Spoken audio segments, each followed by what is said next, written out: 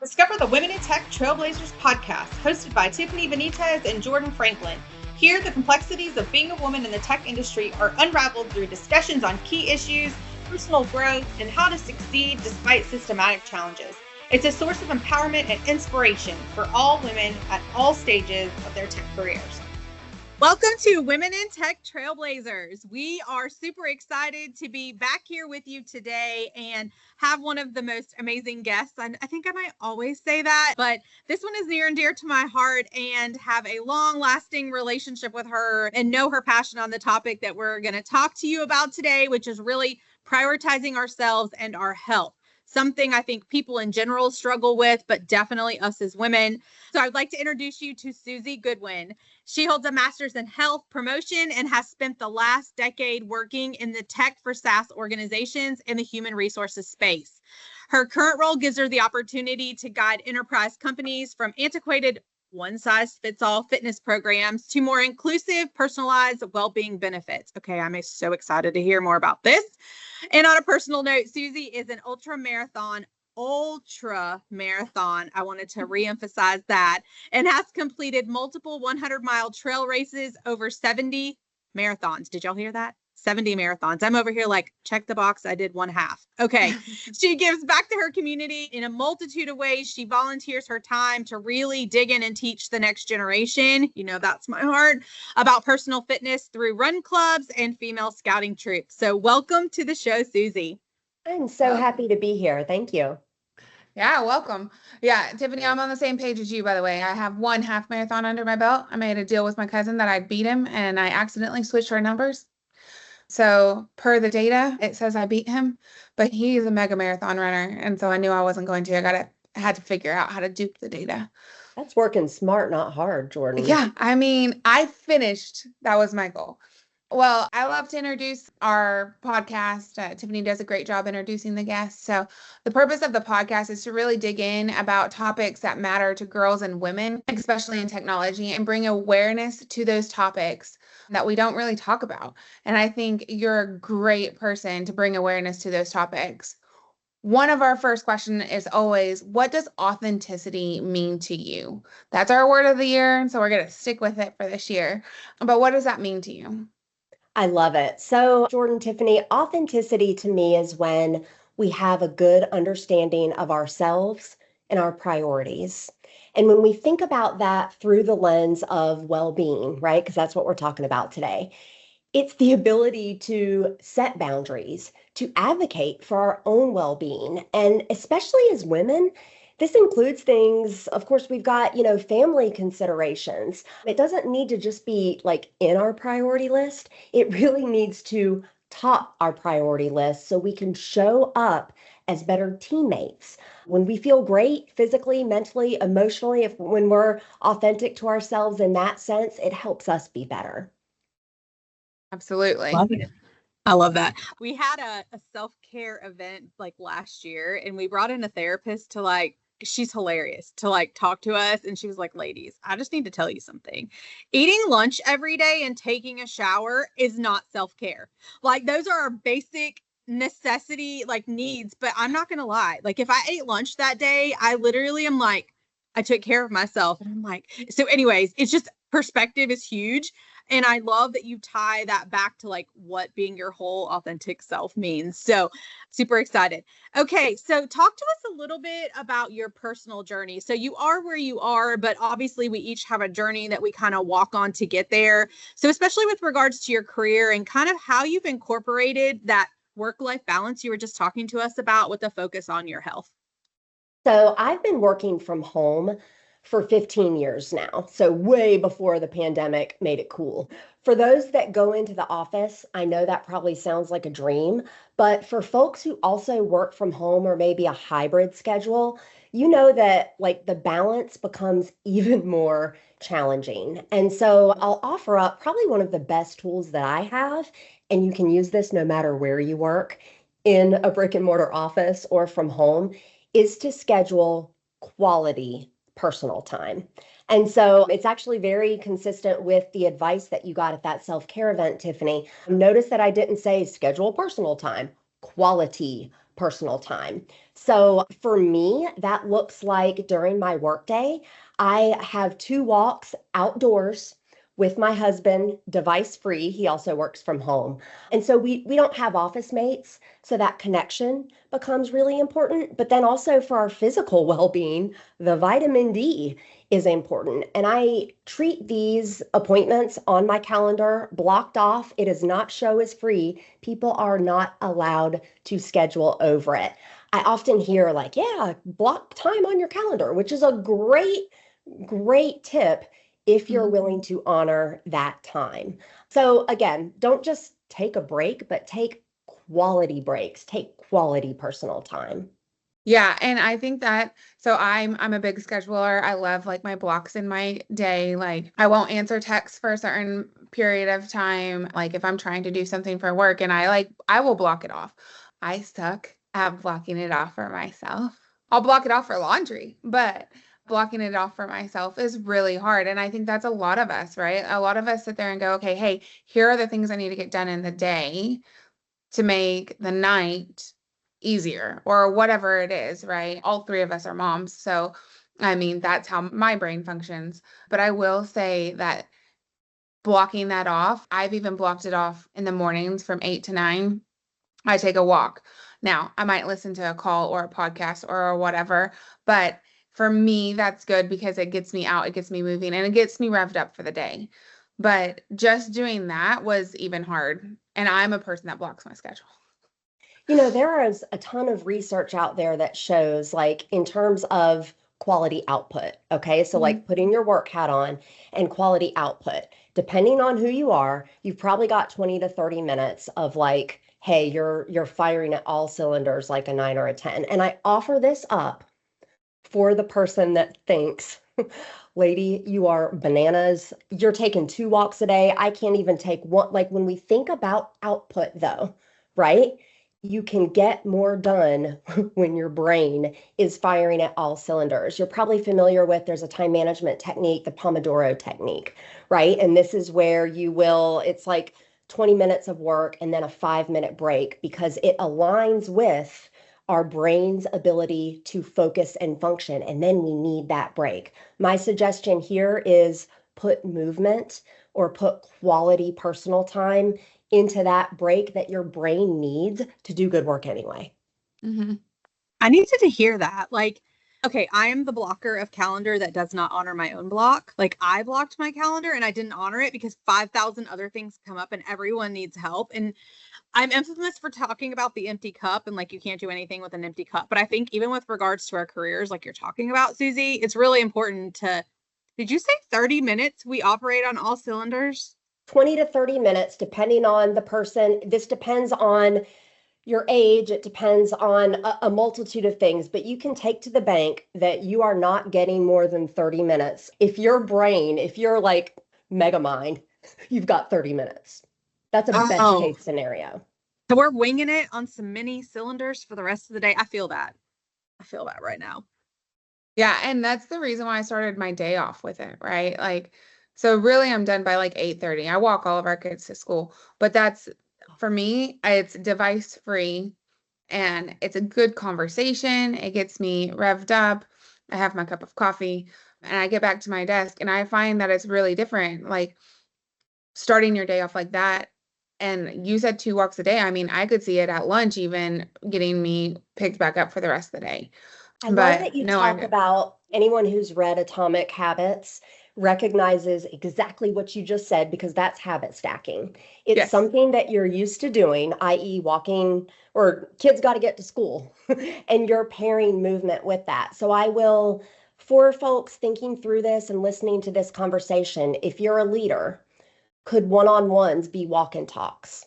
Right? Like, are there ways that we can incorporate movement into things that we're already doing during our workday? Even if it's not a brain break for you, I get it, that's fair. We know that that movement will help us. So think about your schedules and I guess riddle yourself that. Where can you insert movement into things that you're already doing? Well, and I even heard like, and correct me because you know way more about this than I do, but you can like the 20 minutes or the 25 minutes. I used to have like an alarm that went off in our office and I would make everyone stand up. Like everyone needed to stand up. They could do squats, they could figure out, they could stretch, they could do whatever, but just getting your body moving and getting the blood flowing helps that go back. So like we would have syncs every 30 minutes and then we would talk during them, but also they couldn't just stand there. They had to stand up. I love that because That's when we true. sit in a chair, our hips are closed. Okay. And so, I mean, people say, or your health folks will say, oh, sitting is the new smoking. And yes, that is legit. And that is true. Your hips are closed the entire time. So even just, at a specific time interval, or maybe you do a browser extension that shows you that timer. Maybe Yep. you're setting up one of your, Siri, or if I say Alexa, she's gonna, but if you set up one of those devices to give you a regular standard of break throughout the day, if you're the kind of person that is going to X away a Google or Outlook calendar reminder, maybe think about other ways you could remind yourself that are harder to turn off. Oh, I love that. I'm OCD. So if I need something I can't snooze or dismiss, but I have like a legit question here. So I'm going to be real, like being one of very few females, we know we're 28%, right, in technology of women. So do you or have you encountered pushback on some of what you're doing? I realize you work from home, but still, right? Like in an environment, in a corporate environment, in a work environment, period. Do you get pushback from other male colleagues on maybe looking at it as if because you're prioritizing things like that, that you don't take your job as serious, I think we all work in different segments, right? And so Jordan owns her own company. You kind of work remote. I'm in an office like full of people, but like, I just wonder what that looks like. And as women, I have seen certain things being said that maybe wouldn't be said to a man, right? Like a woman that travels, like, is someone taking care of your family? Like, are you asking my male colleague that? No. But I wonder if like your prioritization of yourself and making time to do that, how that has been looked at, or how, I mean, who cares? But I just want to know if you've encountered any of that and how you've dealt with it. So I'm in a revenue or a go-to-market team within a SaaS organization. It is a boys club. Okay. So yes, 30% in this specific segment is probably wishful thinking. With that, I want to share a strategy that I love. And I will health and wellness lens this for you. But a strategy that I love is actually from the women that worked on Obama's cabinet, and it's called amplification. And so those staffers, it was a meeting strategy for them. And so when a woman made a key point, other women would repeat it and give credit to the author. And so what it did is it forced men in the room to recognize the contribution, and they couldn't take the ideas as their own. So the way that I look at this through a health and wellness lens, when you see your colleague has blocked her walks off on her calendar, call that out in a Slack kudos channel or your team meeting. Like when somebody does that half marathon on the weekend, you are celebrating them. So when we see other people practicing self-care, and I'm using fitness examples, but everybody knows like this can look very different. Maybe it's someone who is open about going to therapy for their mental well-being. We are celebrating these folks, and we're doing it loud and proud, especially for other women. No, I agree. I don't think the celebration happens as much, right? I think women sometimes are good at celebrating if you're close with the other woman, right? But I don't even think you have to be close, like just celebrating in general in their way, right? So if it's embarrassing to them to be called out on a Slack channel, then just like privately, hey, I see what you're doing. You're doing so great, right? Because you have all different personalities, but everyone likes to be recognized. Yes, Like I like what you're it might, saying there too, because what Jordan's saying is this does not look like, hey, Suze, you look like you dropped a few pounds. Way to go. Like that's probably not appropriate, but especially these like daily habit things, or there's a leader that does a walk and talk as a one-on-one. Awesome, phenomenal, innovative. Let's celebrate that. And talk so about it. Yes, and when we do these things, it can help affect the company culture. But I really like doing it, especially for women, because every woman that you work with definitely has something else going on at home, whether she's a parent or not. She's managing household. She's definitely juggling a lot, and she's walking uphill in her career. And that is just, it's a fact. The men are not necessarily walking uphill. So when we can celebrate, right, like our female counterparts, this is never a bad thing. Yeah. Yep. No, I 100% agree with that. And it just takes a little bit of proactiveness, right? It's not hard to do. It's like, the feeling that you get when someone's like, "Oh, you look really cute today." You're like, "Ah, I do. Thanks." I mean, I knew that when I left, but you recognized it and said something, which makes me really excited. I mean, we do that, and making it part of our being to recognize other things that aren't just how someone looks for the day, you know, it's where we need to be headed, because it's not all about how you look. I could still look like poop in one day and still get a whole lot of work done and be very productive and take care of myself, but my leggings might be on inside out because it's a snow day and I have 3 kids running around the house, which has happened. But it is what it is, right? Like, if someone that day would have said, "Hey, I recognize that you got all this done and you had a lot going on," like, that would have been amazing, right? Just taking that time to talk through it. Okay, so I have kind of another question. What would be your leadership style, and like, how would you express? Do you mentor? Do you have programs? Do you work with other professionals in that space to kind of pull them up as well? Let's take a moment to thank our sponsors, Women in Technology of Northwest Arkansas and Gumption at my-gumption.com, for their support. Their contributions are critical in bringing these meaningful conversations to you. Stick around for more engaging discussions right after this break. Role models, mentors are everything. They've been down the path.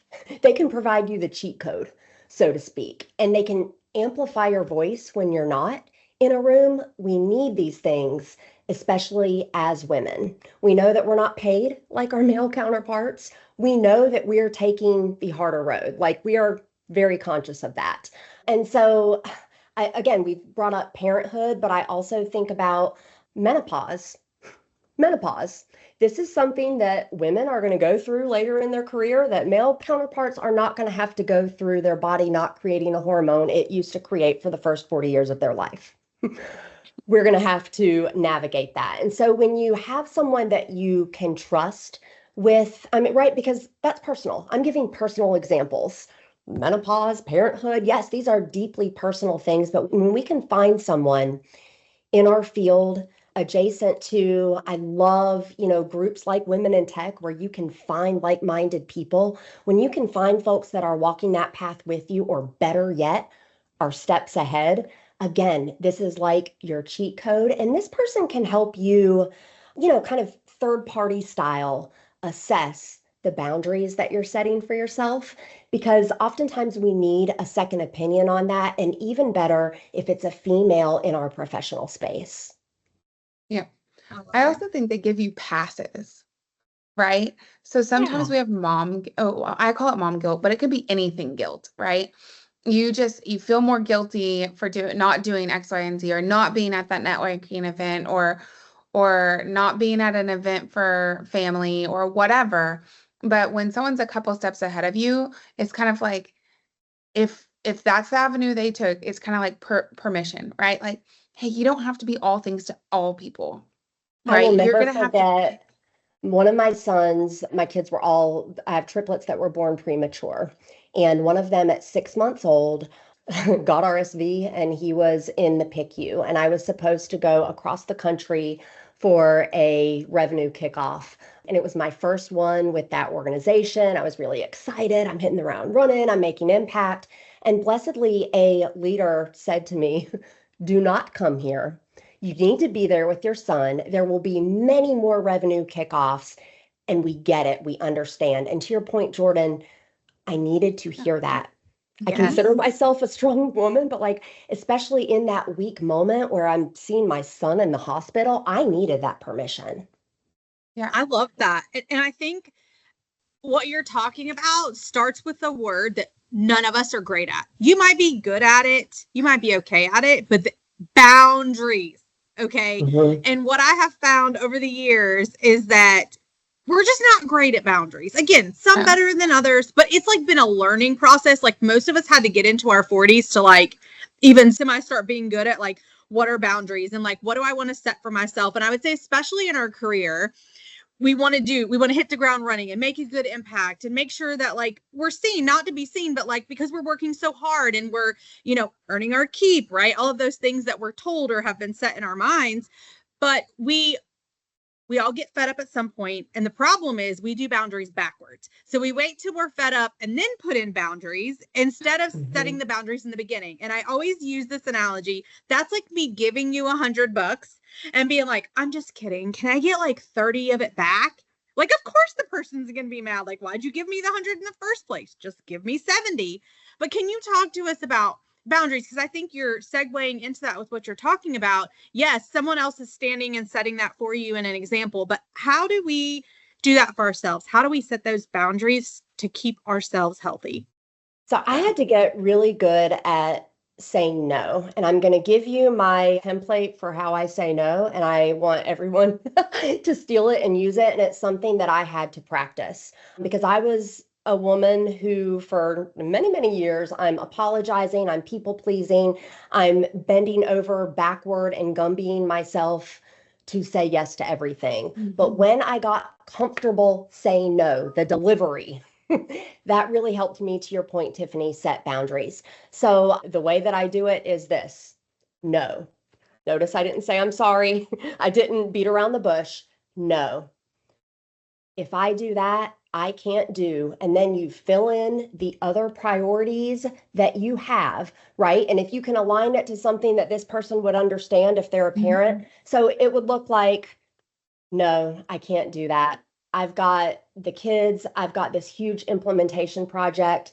And if I give time to you, one of those two things is going to suffer. Sorry. I might even take out the sorry, right? Might not even have to say sorry. But like it's, no, I can't. Here's why. If I give time to you, I have to remove it from one of those things. And I'm just not in a position to do that. Yeah. It creates credibility. It creates confidence. Like there's so many things. We teach people how to treat us. And so you're also teaching people that you know what your priorities are, that you're not willing to sacrifice those. And I think whether it's like an overall company, a leader, a community group, like it's really important to set those boundaries. And like, I hope our girls are hearing this. That's like my goal. I just want my daughter to hear this. Like, I don't want to wait until my 40s where I had to figure it out on my own. It's why I'm so passionate about the next generation. But like, we need to have these conversations with our kids now. Like, y'all have smaller kids than I do, but like at an early age, teaching them about no, like you're not going to tell me no for like the things like we have to do, but like giving them the space to learn how to create boundaries early, like I just think is so super important. Absolutely. Well, and recognizing you only have the energy for so much.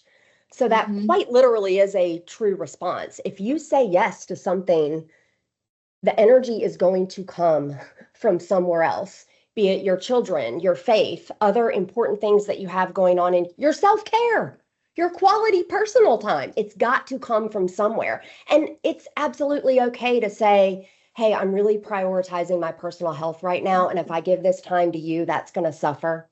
Yeah. And I think some of it is like when you're talking about our younger generation, right? This is talked about a lot. Oh, I find that it's talked about a lot with them, right?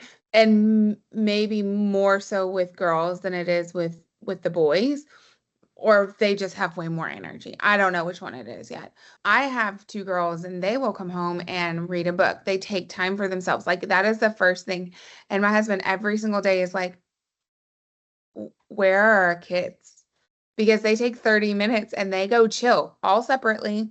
And it's not anything we implemented for them, but it's been so good for them that they just like, there's no TV. It's just a chill moment. Some of them dance, turn on their Alexa and dance. And some are just chilling in their bedroom. Doing arts and crafts or whatever. They see though, Jordan? Like, are they modeling the behavior they see with you and your husband? I mean, we do both take chill seconds, right? When I get home, I go to my room, I sit and I like decompress from the day, because if I don't do that, I find that I'm more irritable at night, right? Because I'm still like reeling. And actually, people, my office is 30 minutes from our house. And like Tiffany said, I own my own organization, right? So I like to go into the office. It's a choice that I made, right? But I made that choice to be 30 minutes from the house or 20, depending, because it gave me a second to like breathe or finish a call or whatever. I found when our house was so close to the school or our house was so close to the office, right, that I didn't get that time. I didn't get that breather to come down. So when it was like that, I didn't feel as good of a mom. I know that sounds bad, right? Because I was already instantly irritable. Like I didn't have my decompression time before picking you up, and that's not fair to you. But I think people have to realize like what works for them, you know, because I thought it was so cool to have my kids close to my office for a year. And then I realized that doesn't work for me. It works for me to have a little bit of that drive time, decompress, listen to some great 90s music and get home, or country music, whichever one of the day, and get home, right? And then take that chill second. I normally get a water, sit down. My husband plays video games for that 30 minutes. That's just his, and which to me is not relaxing at all. That sounds super stressful. So I don't want anything to do with it. And I don't want to be around him getting on to his teammates online, which is fine. Just it gives me anxiety. Same. But that's just what I found to be really, truly helpful. And they did really, you're right, they did start modeling it, right? We've even started, like I said, I walk them to school now. We've started that. And then they've been asking for walks at night. So one of our neighbors, their son is 22. Their twin sons are 22, maybe 23. And they still walk together at night. And so our kids see them walking and have been asking to do that too. So, but I think all of that kind of like pairs back. If you know and find yourself being irritable or anything, you need to take what you said, that quality personal time to sit there and get out of whatever headspace you're in. And See, maybe there's get something to somebody who's eat if you're stuck. tipsy.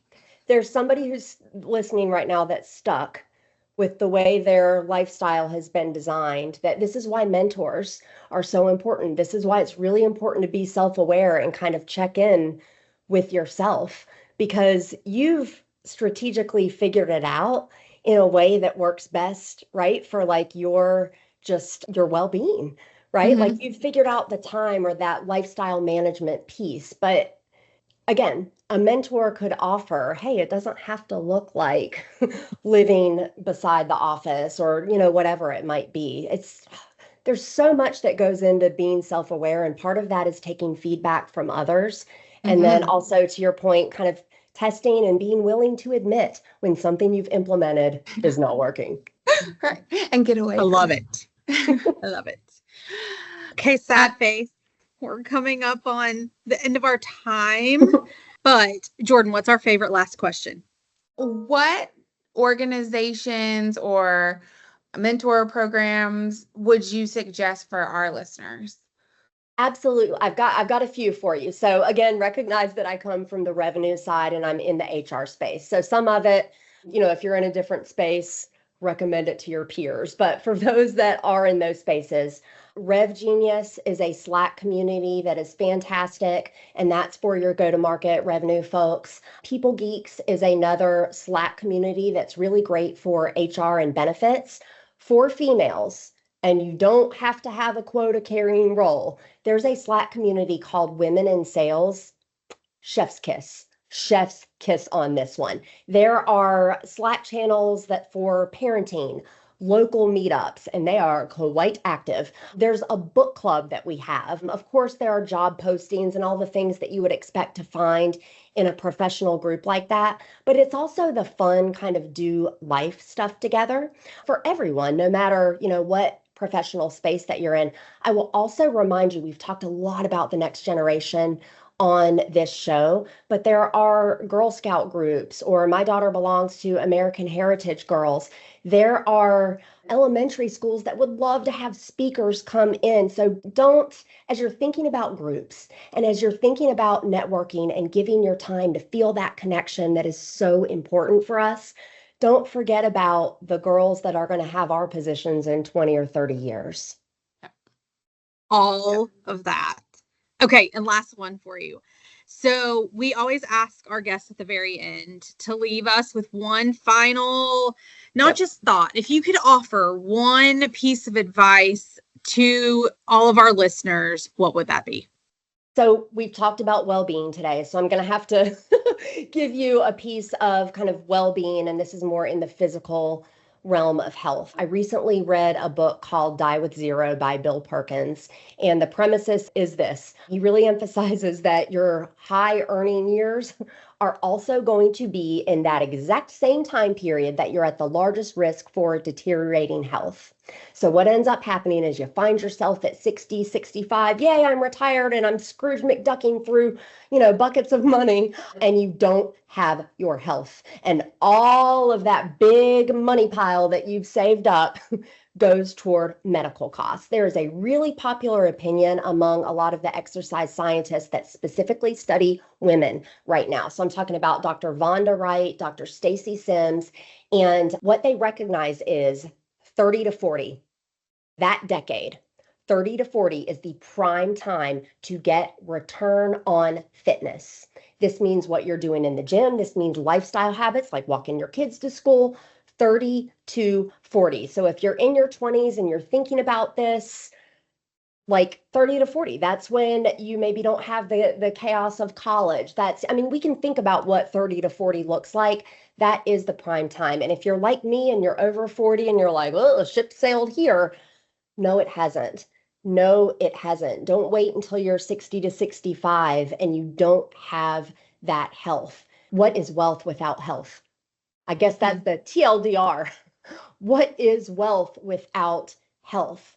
You will not be talking about that awesome project that you nailed when you're 70 years old and your grandkids on your lap, right? Like you want to be healthy enough to have the ability to do things with the folks that you love and experience what you love. And the majority of that, it does require some level of physical health. So I would ask folks, I guess my piece of advice is to ask folks, like, what can you be doing now to preserve quality of life later? So good. I'm over here like I need to do more. You just made me need to do more. I know. I'm like over here. I have this like mental list that I'm gonna have to actually write down so I can keep up with it because I learned so much here. I'm still stuck on the 30, and like maybe I'm not mega mind, so maybe it's like 20 a day. And how do I really like move and keep my brain focused? Yeah.